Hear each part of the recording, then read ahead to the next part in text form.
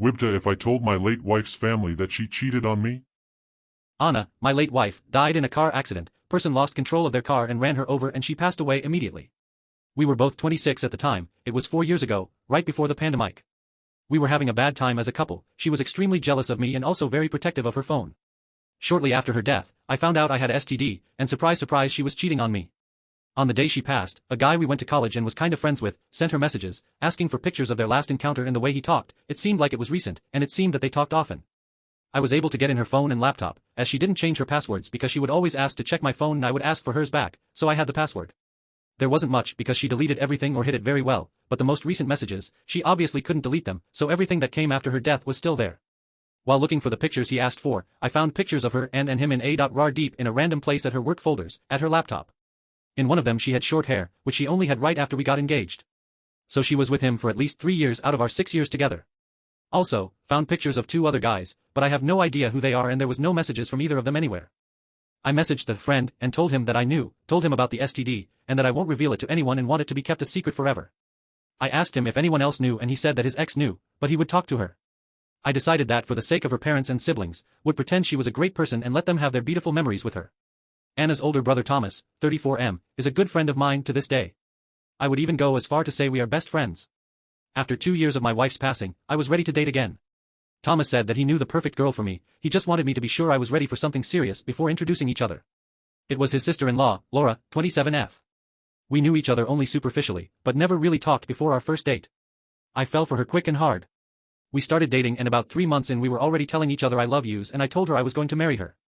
It has been a little less than 2 years, we are engaged, and I have never been this happy. I told her all about my relationship with Anna. I still have the evidence of what she did stored away in my computer just in case and I showed it to Laura. She cried a little and comforted me, but I assured her I was fine, and that I was over it. The problem comes with Anna's family. Especially her mom and sister. Ever since Anna's passing, every time they talk about her, people want to hear me talk. They ask me about her, try to include me in conversations about her. Anna was such a good cook, right? My name, I loved when she and my name would banter, you remember, my name? Stuff like this. I was able to get by in the beginning by saying it was difficult for me to talk about her, that I was not ready. They let me be for a while, but ever since I started dating Laura, I couldn't use the "am not ready" excuse. Her friends, sister and mom get annoyed if I don't sound enthusiastic or depressed, learn that it's easier to look depressed.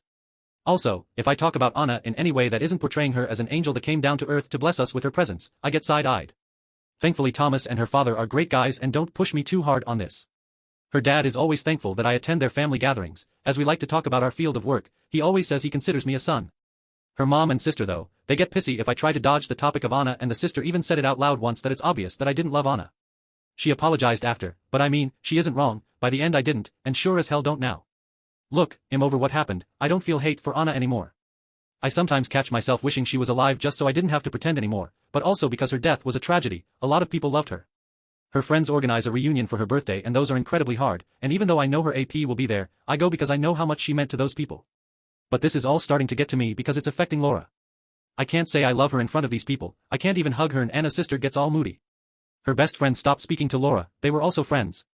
Anna's mom even came to us at Thomas's birthday party last week and asked us to stop dancing to respect her grief.